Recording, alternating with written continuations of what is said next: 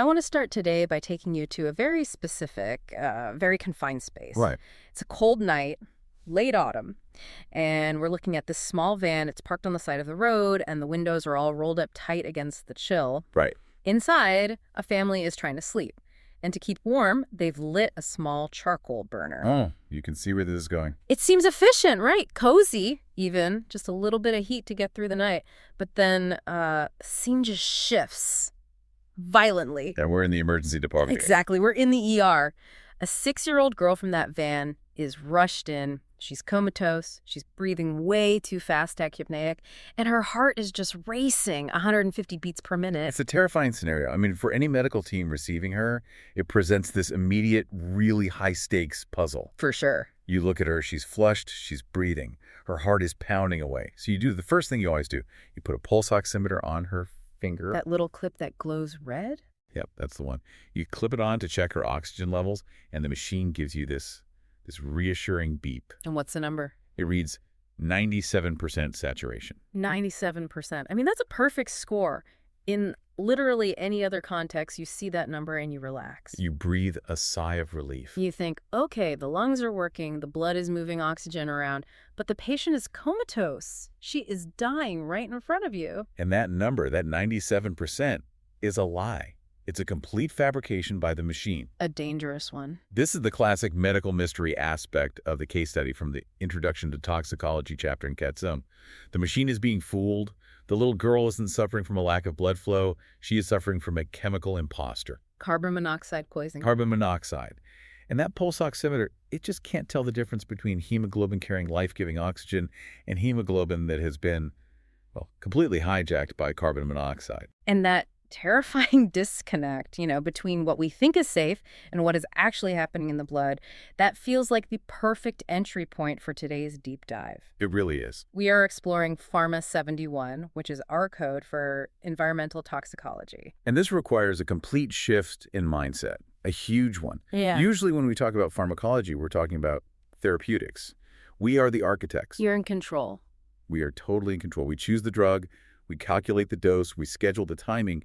But environmental toxicology, that is the pharmacology of unintended dosing. Unintended dosing. That's a haunting phrase. It's the pharmacology we didn't ask for. Exactly. We live in a chemical world. Yeah. You don't sign a consent form to breathe the air in a traffic jam, right? Right, or to drink water that's traveled through old lead pipes. The toxins just enter. What? Without permission, without any instruction, and often without us even knowing till the damage is already done. So today we are going to try and map out this invisible world. And to navigate this, we're pulling from two absolute Bibles of the field. The heavyweights. We've got Katsung's Basic and Clinical Pharmacology open on one side of the desk, and Goodman and Gilman's The Pharmacological Basis of Therapeutics on the other. And I think for you listening, it's really worth explaining why we need both. Oh, absolutely. They function as like the left and right brain of this topic. You really need that stereo vision to get the full picture. That's exactly how I was reading it. Katsum felt so structured. It's the clinician's handbook. It takes all this chaos and organizes it into, here is the poison, here is the antidote. It's very practical. Very. It focuses on the what and the how to treat. Whereas Goodman and Gilman, I mean, that's the deep, deep mechanism. It's the why. Yeah. It doesn't just tell you that lead causes anemia. It drags you down into the bone marrow to show you exactly which enzyme in the heme synthesis pathway gets absolutely crushed by the lead atom. It gives us the molecular reasoning, the deep why. And that's our mission today. We aren't just listing poisons. We want to synthesize those two perspectives, the clinical, what do I do, and the molecular, okay, but why is this happening, to map out the whole field of environmental toxicology. Right. But I want to be really clear to everyone listening. This deep dive is a conceptual map. It's a scaffold for your own revision. It does not replace sitting down and actually reading the chapters. In fact, our goal is to make that reading easier for you. Think of this as the primer coat before you paint the wall. That's a great way to put it. So let's lay out the roadmap. What are the big pillars we absolutely need to understand by the end of this hour? Okay, I think we can boil it down to 5 main pillars. First, exposure pathways. It matters immensely whether you inhale something, eat it, or touch it. The route completely dictates the toxicity. Right. Second is dose and time. We have to distinguish between the acute crash like that little girl with the charcoal burner, and the chronic, slow accumulation that happens over decades. And that sort of leads to the third pillar, which is organ tropism. Yes. Why does lead love bone? Why does mercury attack the kidney or the brain, depending on its chemical form? Why does aflatoxin go straight for the liver? Toxins are remarkably specific. They have preferred targets. They do. Fourth, we have bioaccumulation, which is essentially the food chain amplifier effect. That's the scary one. That's the you are what you eat concept taken to a really toxic extreme. It really is. And finally, number 5, the clinical stance. Toxicology is forensic and it's preventative. Unlike other fields where we can, cure the disease, in toxicology, the most effective treatment is often just interrupting the exposure. You can't always fix the damage. You can't always fix the damage, but you can stop the poisoning, and that's key. Okay, let's unpack this, starting with the real basics, the principles. In regular medicine, we have clinical trials. We know that 500 milligrams of acetaminophen does X, Y, and Z because we've tested it on thousands of people. Right, there's a mountain of data. But I was thinking about this data gap that's mentioned in the intro. We can't exactly run a randomized controlled trial on arsenic, can we? Group A gets the poison, Group B gets the placebo. No. Ethical review boards tend to frown on poisoning people for science, yes. Right. And this creates the fundamental data gap in environmental toxicology. We just can't determine risk the same way we do for therapeutic drugs. So we have to rely on two, frankly, imperfect tools: epidemiology and toxicology. Okay, so epidemiology is the real-world observation, right? Right. Looking at a town that got sick and then working backward. It's the view from 30,000 feet. You look for statistical associations. Right. People in this town drink from this specific well and they have higher rates of skin cancer. It's incredibly valuable because it's real human data. It's messy. So messy. It's expensive. It's retroactive, meaning the harm has already happened, and it's subject to all kinds of bias. Did they get cancer from the water, or is it because they all smoke, or maybe it's because of where they work? It's hard to isolate the variable. So that's where the animal studies come in. That's the toxicology side of the coin. Correct. Controlled animal models, this is predictive. We can control the variables, but this introduces its own problem, which is extrapolation.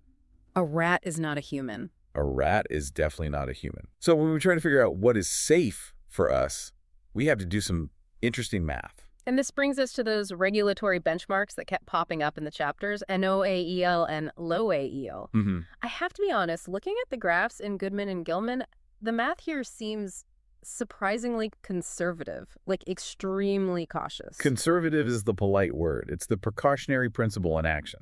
It has to be. So walk me through the logic. Yeah. We find the NOAEL, the no observed adverse effect level, in a rat study. That's the highest dose where we saw nothing bad happen, statistically speaking. Right, the highest dose with no statistically significant harm in our test group. But we don't just say, okay, that dose is safe for humans. No, absolutely not. That rat is just a surrogate.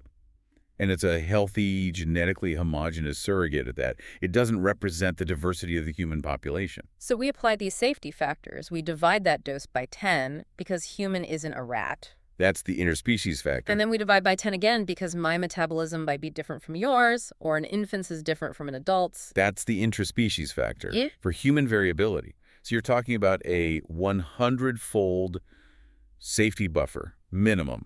100-fold. And that's critical because, as texts point out, statistical significance in a small rat study has its limits.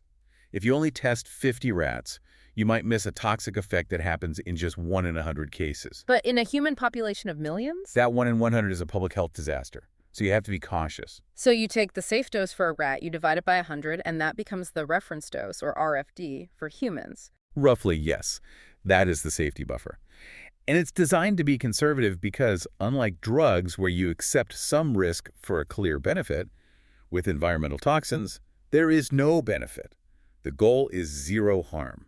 That's a crucial distinction, isn't it? We accept the side effects from chemotherapy because it might save our life. Right. A risk-benefit calculation. We do not accept side effects from our tap water. There is no benefit to lead in tap water, only risk. Now, you mentioned earlier that the road of entry changes everything. It does. It absolutely does. In an industrial setting, say a factory, a mine inhalation is king. The lungs. The lungs are a massive surface area designed specifically to absorb things directly into the blood. So if a toxin is in the air, it has a direct highway into your system. But for most of us, in the general environment, For you and me sitting at home, ingestion is usually the primary route. Pesticides in food, contaminants in water, that sort of thing. And this leads us to that other big distinction, acute versus chronic. The case study at the top of the show, the charcoal burner, that was brutally acute. Yes. Acute is a single exposure or a series of exposures over a very short time, usually less than 24 hours. The dose is high, absorption is rapid, and the body's defenses are just overwhelmed immediately. Like a tidal wave. It is. Think of cyanide. It targets the mitochondria in every cell. It shuts down the cell's ability to use oxygen. It's an immediate, catastrophic, system-wide failure. Versus chronic, which feels so much more insidious. It's the death by 1,000 cuts. That's a perfect way to describe it. It's a low dose over a long time. The body might be able to handle that tiny dose on a daily basis, metabolize it, excrete it, repair the damage. Well, what if it can't keep up? If the dose is just slightly higher than the body's clearance capacity, it accumulates. The damage is invisible for years, maybe decades, until you finally cross a biological threshold. And that accumulation is a perfect segue to our second pillar, bioaccumulation. I think I called this the sponge effect in my notes. That's a good image. Bioaccumulation happens when your rate of intake exceeds your rate of output. But the key concept from both Katsung and Goodman and Gilman here is lipophilicity. Fat loving. This is just basic chemistry, right?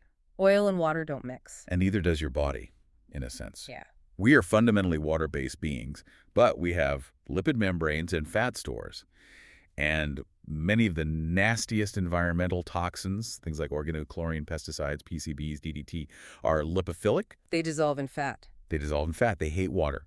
So the kidney, which is an amazing filter for water-soluble things, can't easily pee them out. They get sequestered. They get stored in our adipose tissue, in our body fat.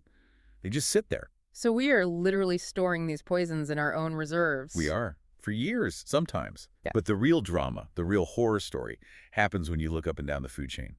This is biomagnification. I found the example in Katsung about the Great Lakes just absolutely staggering. I really want to walk through these numbers because they blow my mind. Yeah. It's one thing to say concentration increases, but seeing the math is, well, it's frightening. It is the classic teaching example for a reason. It's unforgettable. So you start with the water itself in the Great Lakes. The PCB level is tiny, almost undetectable. Then you have the phytoplankton, the little microscopic plants floating around. Their level is 0.00025 parts per million. Tiny. Negligible, you might think. Background noise. But then the zooplankton eat the phytoplankton. They eat a lot of them. And because those PCBs are fat-soluble, they stick around. So the zooplankton level is now 123 ppm. Okay, so that's already a 50-fold increase, just from the plant to the tiny bug that eats it. Right. Then the rainbow smelt eats the zooplankton. Now we're at 1.04 ppm. Then the lake trout eats the smelt. We're at 4.83 ppm. And finally, at the top of this particular chain, the herring gull eats the lake trout. And what is the final concentration in the gull? 124 parts per million. From 0.00025 to 124. That is nearly a 50,000-fold increase. 50,000 times. That number is just terrifying. And here's the so what for everyone listening. Humans are not the phytoplankton. No. Humans are the herring gull. We stand at the apex of the food chain. When we eat that lake trout or that tuna or that swordfish, we are inheriting the accumulated toxic burden of every single step below us. Which connects directly to mercury. Goodman and Gilman describes this cycle of mercury, which feels like a horror movie version of the circle of life. It really is. It starts with something like burning coal. The coal contains a little bit of inorganic mercury. It goes up the smokestack, floats around in the atmosphere, and then it comes down in the rain. So it gets into the water. It gets into the water. That's inorganic mercury. It's not great for you, but it's not the absolute worst form. But when it hits the water, certain aquatic bacteria do something fascinating and incredibly dangerous. They methylate it. They add a methyl group. They turn it into organic mercury. They turn it into methylmercury. And methylmercury is highly lipophilic. It crosses biological membranes like they aren't even there. And from there, it's the same story. The bacteria get eaten by the plankton, then the small fish, then the bigger fish. Yeah. And suddenly you have a tuna steak that is loaded with a potent neurotoxin. And that neurotoxin, methylmercury, targets the brain specifically.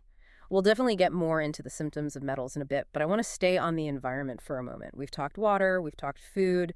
Let's talk about the air, the invisible assault. Air pollution is probably the most democratic of all exposures.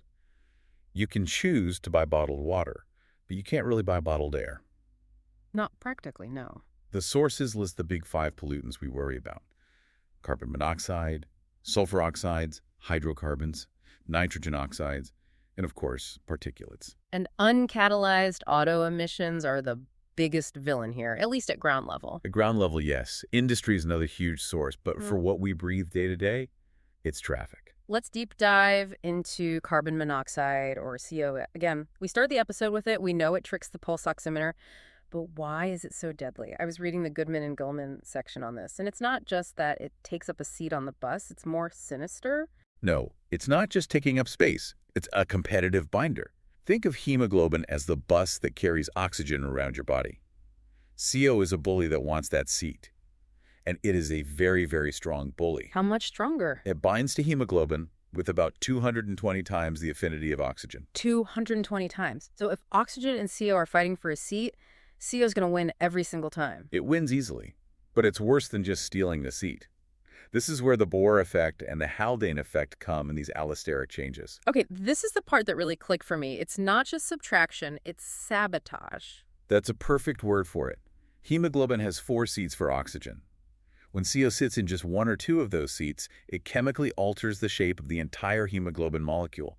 It locks it into the relaxed, or R state. Which usually means it holds onto oxygen tighter. Correct. And that sounds good, doesn't it? I'm holding on to my oxygen. But it's actually fatal. Because the job isn't to hold it, it's to deliver it. The job of hemoglobin isn't just to carry oxygen. It's to drop it off at the tissues that need it. If the hemoglobin is stuck in this high-affinity state because of the KRO, the remaining oxygen molecules, the ones that actually manage to get a seat on the bus, are locked in. They can't get off at their stop. Wow. So, let me get this straight. Not only does it reduce the amount of oxygen you can carry in the first place, it also prevents the delivery of the oxygen you do have. Exactly. It creates a functional anemia that is far more severe than just losing red blood cells. You are suffocating on a cellular level, even with oxygen in your blood. And the symptoms start subtly. They do. It starts with psychomotor impairment. You just feel a bit clumsy, a bit slow. Then you get this pounding headache, specifically this tight band across the temples. Then confusion. And this is why it's so dangerous in a house fire or a leak. Yes. You get confused before you realize you need to escape. Then coma, and then death. What about the cherry red skin? I feel like that's the classic textbook sign you always hear about. It is the textbook sign, and it is a dangerous myth in clinical practice. The books tell us that carboxyhemoglobin is bright red, so the patient looks flushed or cherry red. But in reality, by the time a patient looks cherry red, they're usually already dead or very near death. So you can't wait for that sign. Do not wait for the cherry red color to treat. Most living patients just look pale or normal. And the treatment is just more oxygen. Oxygen is the specific antagonist. It's a numbers game. You need to flood the system with enough oxygen molecules to outcompete the CO.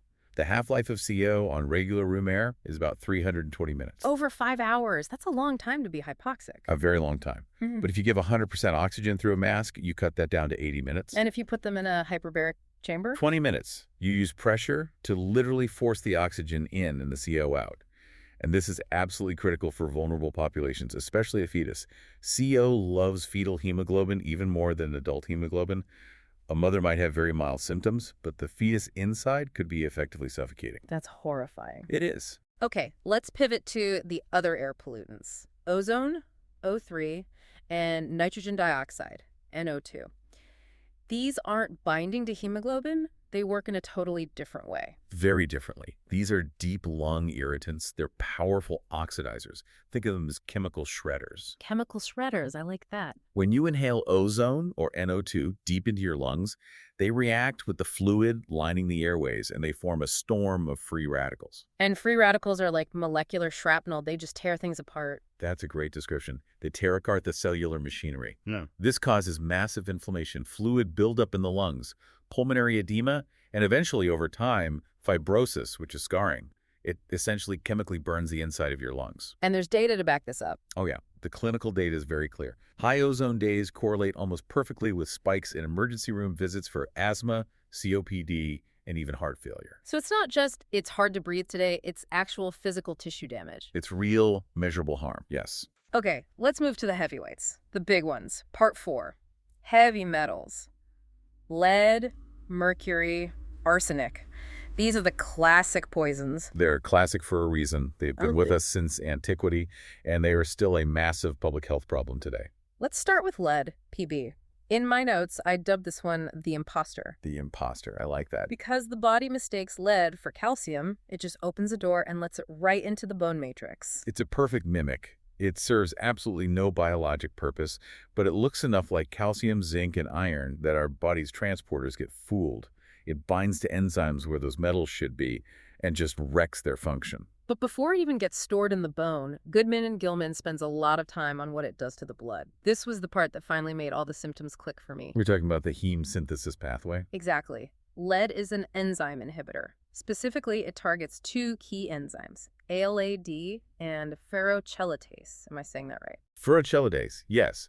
And this is a perfect example of how a molecular mechanism explains a clinical presentation.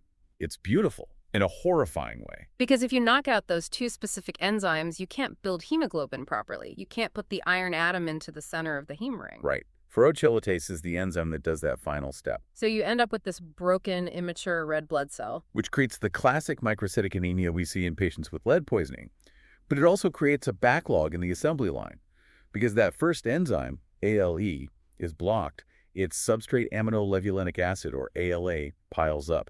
And that buildup of ALA is directly neurotoxic. Wow. So the anemia isn't just low blood, it's the direct result of a chemical assembly line breaking down at two very specific points. Precisely. And this also helps explain the tragic disparity in absorption between adults and children. An adult who ingests lead absorbs maybe 10 to 15% of it. A child can absorb up to 50%.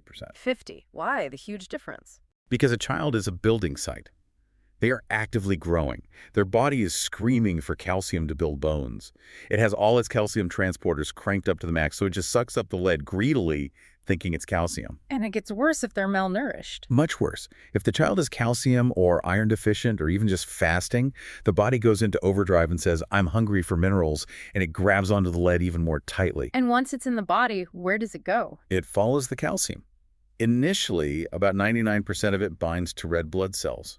But over time, it redistributes to the bone. In fact, in an adult, something like 90% of the total lead burden is stored in the skeleton. So your bones literally become a toxic storage locker. A storage locker that leaks. The lead can leach out of the bones slowly over decades, especially during times of high bone turnover, like pregnancy or menopause. This is why a person can have high lead levels in their blood years after their exposure has stopped. And the damage. We all know about lead paint in kids. We know it affects the brain. The neurotoxicity is profound, and it is the central tragedy of lead.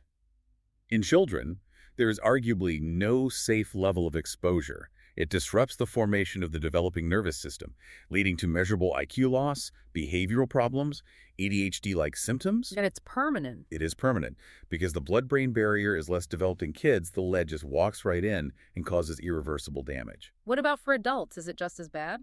The effects are different. In adults, we tend to see more peripheral neuropathy nerve damage, causing weakness in the hands and feet.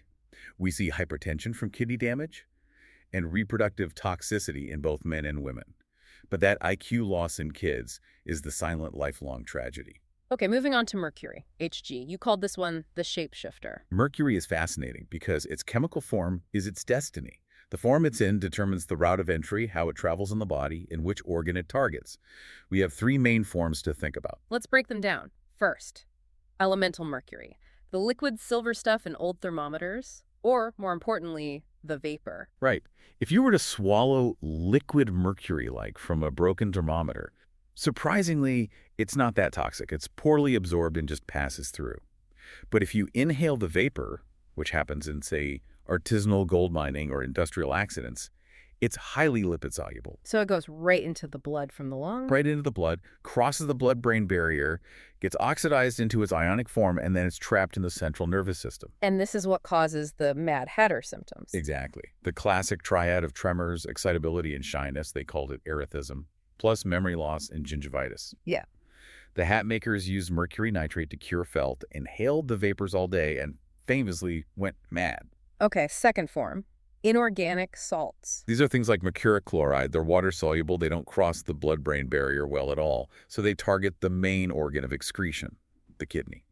Acute tubular necrosis leading to renal failure is the hallmark here. And the third form, organic mercury, methylmercury, the fish toxin we already talked about. This is the worst of both worlds, in a way. It is absorbed almost completely from the gut, but it is also highly lipophilic, so it goes straight to the brain. This is what causes Minamata disease. Minamata, that was the industrial disaster in Japan, right? Yes, a chemical factory dumped tons of methylmercury into Minamata Bay for decades. The people ate the fish. The result was a catastrophic neurological disaster. People developed cerebral palsy-like symptoms, blindness, deafness, convulsions. And the fetus was especially vulnerable. Ultra-sensitive.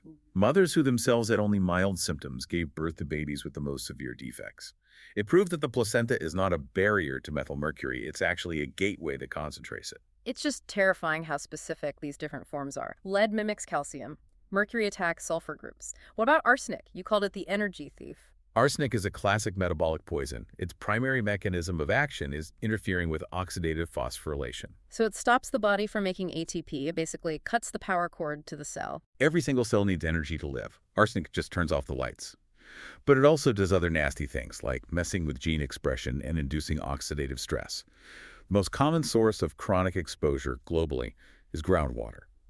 The Goodman and Gilman text has these maps of the mass poisoning in Bangladesh and Taiwan. From the tube wells. Exactly. Wells were dug to provide clean water, free of bacteria, but in a tragic irony, they tapped into underground aquifers that were naturally high in arsenic. What are the clinical anchors for arsenic? If you're a doctor looking at a patient, what screams arsenic? The skin. It's all about the skin.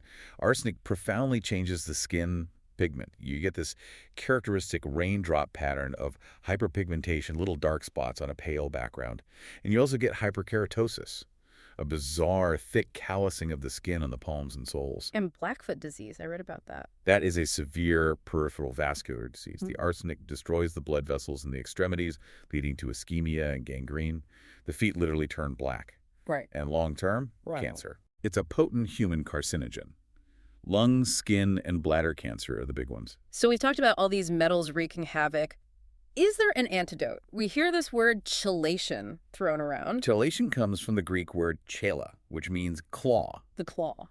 These drugs, things like dimercaprol or succimer or EDTA, are molecules that have these chemical claws. They are designed to grab onto the heavy metal ion, wrap around it tightly, and form a stable, water-soluble complex that the kidney can then pee out. So it basically washes the metal out of your system. It increases excretion, yes. It lowers the amount of metal circulating in your blood. But, and this is a huge, huge BUT, it cannot reverse the damage that has already been done. So it's not a magic eraser. Not at all. If lead exposure has lowered a child's IQ by 10 points, chelation will not bring those 10 points back. It only prevents further damage from ongoing exposure. That's why prevention is the only real cure. That's a really sobering thought. The pill can clean your blood, but it can't fix your brain. No, it can't. And this brings us to the ultimate long-term consequence of so many of these exposures. Cancer, part 5, carcinogenesis. The scariest thing about most environmental carcinogens is the latency, the long delay. You are exposed to something today, but the cancer doesn't appear for 20, 30, even 40 years. The cause and the effect are separated by decades. Which makes it so hard to trace back. How does that happen? Mechanistically, what's going on? Goodman and Gilman breaks it down into two main pathways: genotoxic and epigenetic. Genotoxic sounds pretty straightforward. It damages the genes, the DNA itself. Right. It's a mutagen. It directly breaks the DNA ladder or causes the rungs to fuse together, creating a mutation. We test for this with the Ames test. It's a classic assay where you use a special strain of Salmonella bacteria to see if a chemical causes mutations. Yeah. If the bacteria mutate, it's a big red flag that it might be a carcinogen in humans. Okay, so that's direct damage. What's epigenetic? This is much subtler. The DNA code itself is fine. Nothing is broken. But the reading of the code is changed.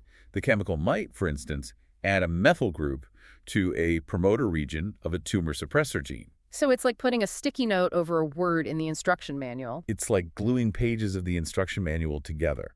The cell can no longer read the stop dividing instruction, so it just keeps going and going, eventually creating a tumor. The text also mentions this distinction between initiators and promoters. I love this analogy. Think of building a campfire. An initiator is the match. It's the thing that starts the damage. It causes that first critical mutation.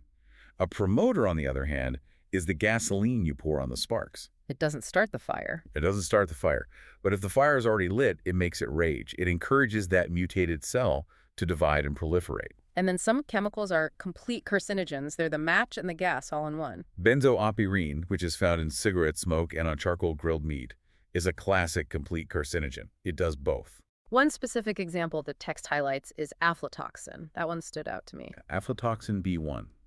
This is actually a natural toxin that is produced by a mold, Aspergillus, that grows on grain and peanuts, especially in humid storage conditions. And it's a liver carcinogen.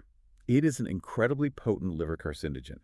It gets metabolized in the liver into a reactor form that creates these things called DNA adducts. It physically binds to the DNA in liver cells and causes a very specific mutation in the p53 tumor suppressor gene. It's like a heat-seeking missile for the liver. It's a powerful reminder that natural doesn't automatically mean safe. Mold is natural. Aflatoxin is natural. And it's deadly. Nature is the original toxicologist. Some of the most potent toxins known are perfectly natural. Before we wrap up, we have to touch on the new frontier that Katzung brings up. Nanomaterials, Part 6. This is the area where we are currently, I would say, flying blind. Nanomaterials are engineered particles. Things like carbon nanotubes, silicon nanoparticles, titanium dioxide. They're incredibly, incredibly small. And at that scale, physics gets weird. The normal rules of biology start to break down. Barriers start to break down. Materials that would normally be blocked by cell membrane can, at the nanoscale, sometimes slip right through. They can penetrate into the nucleus of a cell. And do we know what they do once they're in there? Not really. That's the problem. We have some early data. We know that certain silicon nanoparticles can cause kidney toxicity in animal models. Carbon nanotubes look suspiciously like asbestos fibers under a microscope, and there's a lot of fear they might cause a similar kind of lung fibrosis like mesothelioma. But they're already out there, in sunscreens, electronics. They're everywhere, and we are introducing them into the environment and into consumer products far faster than we can study their long-term ecotoxicology. So we are running the experiment on ourselves in real time. Just like we did with lead and gasoline. Just like we did with asbestos. Just like we do with PCBs. It's a pattern. Which brings us to the outro. The systemic synthesis. We've covered a lot of chemistry, a lot of biology, but what does this all mean for the clinician in the ER or just for the person trying to stay healthy? It brings us right back to the beginning, to the clinical stance. The single most important diagnostic tool in toxicology is not a blood test or an imaging scan. It is the history. The conversation, just asking the right questions. Where do you work? Where do you live? How is your house heated? What do you eat? What are your hobbies? If you don't ask about the charcoal burner in the van, you will miss the carbon monoxide poisoning. If you don't ask about the well water, you will miss the arsenic. And the treatment is often removal from that environment. Right. You can prescribe a beta blocker for heart disease, and the patient can keep living their life. But for lead poisoning, the prescription is getting the lead paint out of the house. The treatment is public health regulation. On a societal scale. Exactly. And that leads to the final provocative thought I want to leave everyone with. Goodman and Gilman mentions this concept, the precautionary principle. In our legal system, a person is innocent until proven guilty. Right. The burden of proof is on the accuser. But in the chemical world, should a new chemical be considered safe until we prove it's toxic? Or should it be considered toxic until the manufacturer proves it's safe? That is the multi-billion-dollar question, isn't it? Currently, we often operate on the first model. We wait for the body count, the epidemiology, before we regulate. With thousands of new chemicals synthesized every single year and latency periods for cancer of 20 or 30 years, we're very often finding out way too late. That is a heavy thought to end on, but a necessary one. We are the herring gulls. We are at the top of the food chain. To our listeners, don't let this be the end of your learning on this. Please go back to the source text. Read the chapters on environmental toxicology and heavy metals in Katzung and Goodman and Gilman. Use the frameworks we talked about. Mechanism versus effect, dose and time, bioaccumulation, to help you map out all the details. Understanding the why really makes the what stick in your memory. Thanks for diving deep with us today. Stay curious, stay safe, and please check your carbon monoxide detectors. Indeed. Very good advice. See you next time.